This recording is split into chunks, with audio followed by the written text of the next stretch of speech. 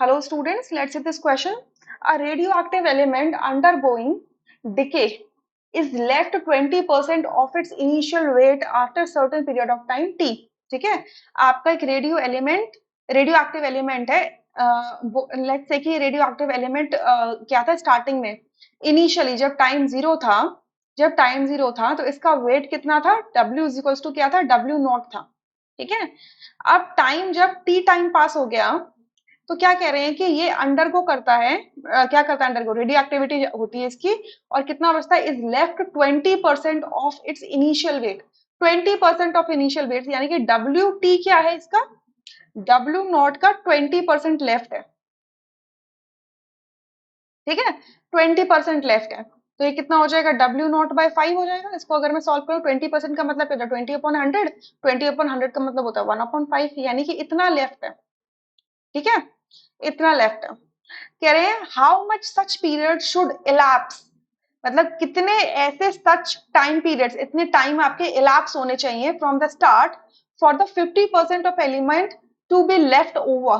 ठीक है, अभी देखो अगर क्या हुआ, स्टार्टिंग में अगर डब्ल्यू नॉट वेट था, टी टाइम पर कितना बचा है, 20% बचा हुआ है. ठीक है, कितना, sorry, radio active element undergoing decay is left 20%, 20% बचा हुआ है, यानी कि 80% क्या हो चुका है, डिके हो चुका है.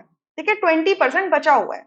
आप कह रहे हैं कितना टाइम पीरियड लगेगा जब फ्रॉम द स्टार्टिंग कि 50% of element to be left over, जब 50% बचे. अभी हमारे पास 80% बच रहा है तो टाइम टी लग रहा है.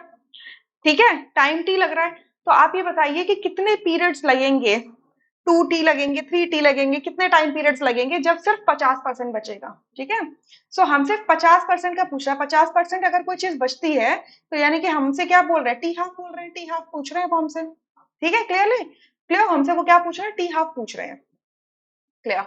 अब देखो, रेडियो एक्टिविटी होती है फर्स्ट ऑर्डर काइनेटिक्स फॉलो करती है, तो फर्स्ट ऑर्डर काइनेटिक्स फॉलो करेगी तो क्या हो जाएगा, ln A not upon A T, इसको मैं वेट के टर्म्स में लिख देती हूँ, that W not upon W T is equal to क्या होता है, लैम्डा इंटू टी होगा. क्लियर, लैम्डा इंटू टी होगा.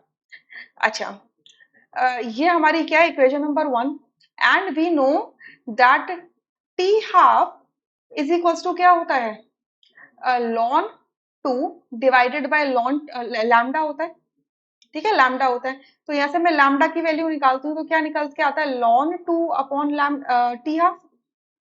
ये क्वेश्चन इक्वेशन नंबर 2 है, सो लैम्डा की वैल्यू डाल दो फर्स्ट में. ठीक है, सो देयरफॉर आप क्या लिख सकते हो, ln W not upon W T. ठीक है, इज इक्वल टू क्या हो जाएगा, ln 2 multiply T upon T half, ये हो जाएगा.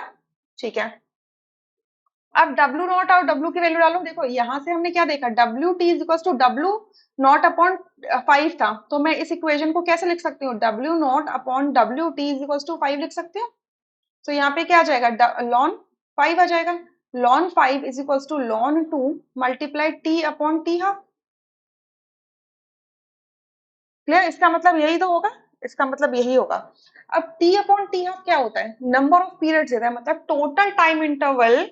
और टी हाफ क्या होता है, जब आपका हाफ उसमें सिर्फ ½ % बच जाता है. ठीक है, सिर्फ हाफ बच जाता है. ठीक है, टी क्या है, वो टाइम पीरियड है जिसमें ये 20% बचा है. ठीक है, और टी हाफ क्या है जिसमें ये 50% बचेगा. ठीक है, so T upon T half आपको क्या देता है, एन देता है. एन इज इक्वल टू क्या होता है, टी अपॉन टी हाफ होता है. एन क्या रिप्रेजेंट करता है, नंबर ऑफ पीरियड्स.